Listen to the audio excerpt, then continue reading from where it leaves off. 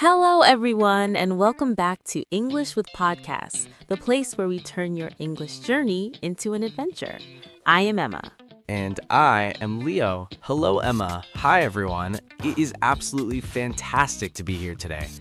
Emma, I have to tell you, I am feeling incredibly revitalized this afternoon. Revitalized. That is a very big word for a Tuesday, Leo. What happened? Did you find a secret fountain of energy? Almost. I had a massive breakfast and a triple shot espresso. My brain is working at 100% capacity right now. Ah, the power of coffee. I understand that completely. I have my coffee right here in my favorite oversized ceramic mug. It has little yellow ducks on it. Yellow ducks. That is very charming, Emma. It makes the coffee taste more cheerful, I imagine. It really does. But Leo, before we get lost in our coffee talk, we must acknowledge our incredible community of learners listening to us right now. You are absolutely right. Everyone, thank you so much for tuning in. We are so grateful to have you as part of our linguistic family. Yes, and if you enjoy these spontaneous chats, please take a second to hit that like button. It helps our channel grow more than you know. And please subscribe. We want to accompany you on your path to English mastery every single week. Subscribing ensures you never miss a moment of fun.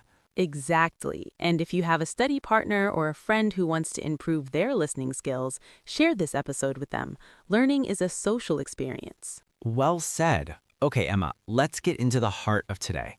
We aren't doing a rigid lesson today. No heavy grammar books. Just a real, authentic conversation between two friends. I love that. Real English happens in stories. And Leo, I know for a fact that you have some of the most bizarre stories from your daily life. Bizarre? That is a bit harsh, but okay, maybe you are right. My life can be a bit of a comedy show sometimes. So tell me about work. How is your office environment lately? Is it still a mountain of paperwork? It is worse than a mountain, Emma. It is a tectonic shift of papers. My desk is a complete disaster area. I can barely see the wood of the table. Oh no, Leo, you really need to organize your workspace. A cluttered desk leads to a cluttered mind, you know? I know, but listen to what happened yesterday. It was a total catastrophe. I lost my favorite fountain pen. It was a gift, very sentimental. Oh, that is sad. Did you look everywhere? Everywhere. I crawled under my chair, I moved the filing cabinet, I even checked the break room fridge. I was devastated. So did it just vanish into thin air? That's what I thought. Around noon, I gave up and went to eat my lunch. I had prepared a very delicious roasted turkey and avocado wrap. That sounds healthy and tasty. It was. But when I unwrapped the foil and took a big bite, I felt something very hard and metallic. Oh no, Leo, don't tell me. Yes, my fountain pen was inside the wrap. I must have dropped it while I was assembling my lunch in the morning. Leo, that is unbelievable. Did you break a tooth? No, but my turkey wrap was covered in blue ink. It looked like an alien lunch. I had to throw the whole thing away. I was hungry and my pen was covered in mustard. That is the most Leo story I've ever heard. What did your supervisor, Mr. Sterling, say when he saw you? He walked in right as I was trying to wipe ink off my tongue with a napkin. He asked, "Leo, are you having a colorful lunch?" A colorful lunch? That is a very polite way to ask why your mouth is blue. I just told him I was experimenting with new food dyes. He shook his head and walked out. I think he's reconsidering my promotion. Well, at least you found your pen. That's a win. My week was a bit different. I've been focusing on my new hobby. That's right. You started that gourmet cooking class, didn't you? Are you the next top chef? Not exactly. Last Thursday, we had a major culinary incident. Ooh, I love a good kitchen disaster story. What happened? We were tasked with making a classic rich chocolate gâteau.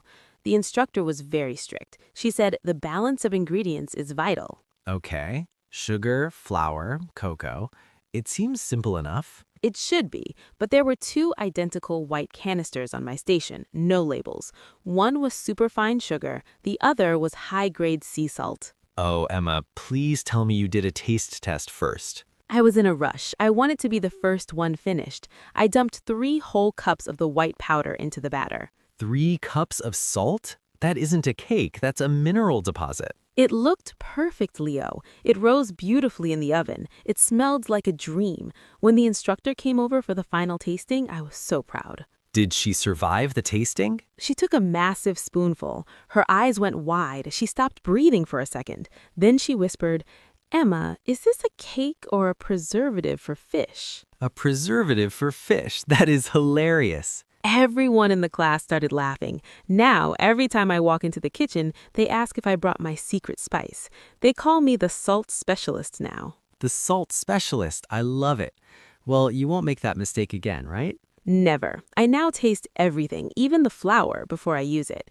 Lesson learned. That's the spirit. Speaking of learning, how is your brother Mark? Is he still obsessed with that new hobby of his? Oh, Mark, yes, he is still trying to master the ukulele. The ukulele, that is such a happy instrument. Is he getting better? He's very dedicated, but he has one major problem. He only knows the first 4 chords of Somewhere Over the Rainbow. Only 4 chords? That isn't a song, that's just an intro. Exactly, but he plays it constantly. He plays it while I'm trying to read, he plays it at 6 a.m., he even plays it for the cat. Does the cat like it? The cat hides under the sofa. I told him, "Mark, please, learn a second song, even just a nursery rhyme." And what does he say to that? He says, "Persistence is the key to excellence, Emma.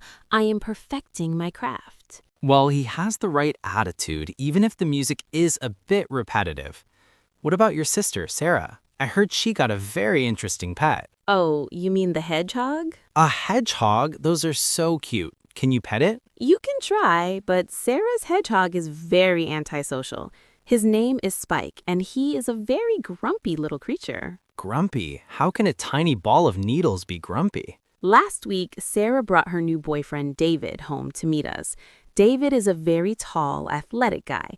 He tried to be nice to Spike. Did Spike enjoy the attention? Not at all. David leaned down and said, "Hey there, little guy," and Spike made this strange huffing sound and rolled into a tight ball. That's normal for hedgehogs, right? Yes, but then Spike did something we didn't expect.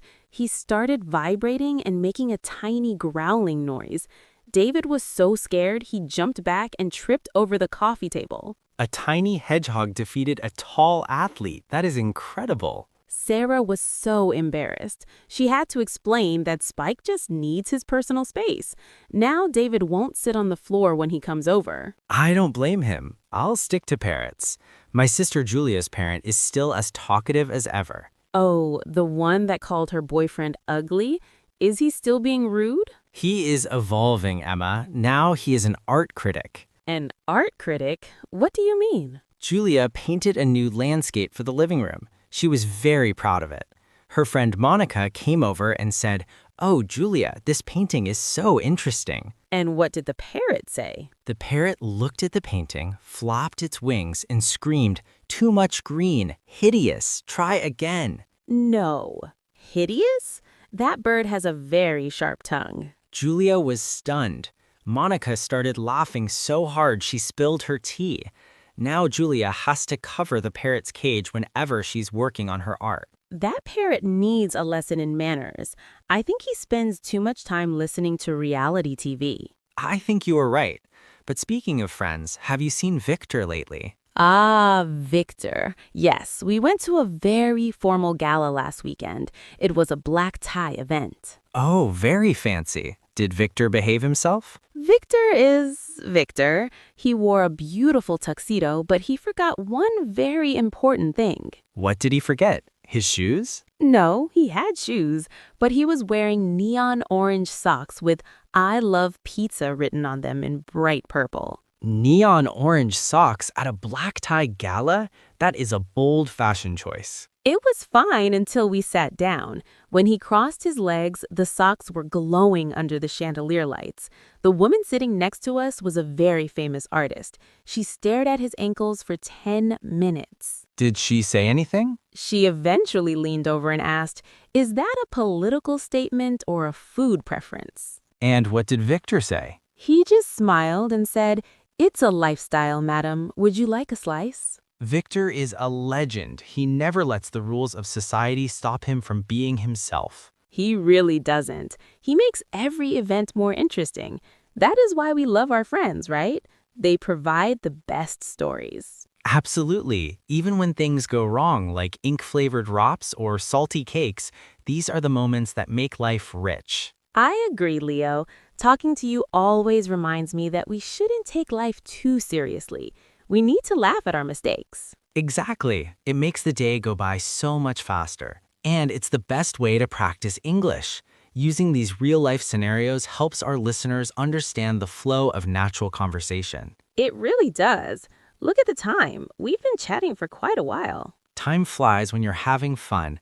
Let's do a quick recap for our listeners so they can remember some of the vocabulary we used. Good idea. We started with Leo's office disaster, the ink-covered turkey wrap, and his blue tongue. Don't forget the salt specialist and your 3 cup of salt chocolate gâteau. And we talked about family, my brother Mark and his ukulele, and the antisocial hedgehog Spike. Plus, my sister's parrot, the art critic who hates the color green. And finally, Victor and his neon orange pizza socks at the fancy gala. What a collection of stories. I hope our listeners enjoyed this Real Talk episode. Me too. Now it's your turn, everyone. Yes, we want to hear from you. Do you have a funny story about a mistake you made at work or in a hobby? Or maybe you have a pet with a very strange personality. Share your stories in the comments below.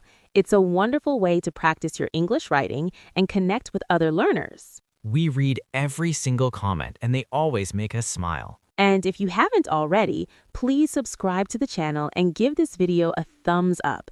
Your support means everything to us. Share this with your friends and family. Let's make the world a more fluent and funny place together. Well, Leo, I think it's time for me to go and practice my baking with actual sugar this time. And I'm going to go find a lunch that doesn't contain any stationery. Thank you so much for listening, everyone. Keep practicing, keep laughing, and we'll see you in the next episode.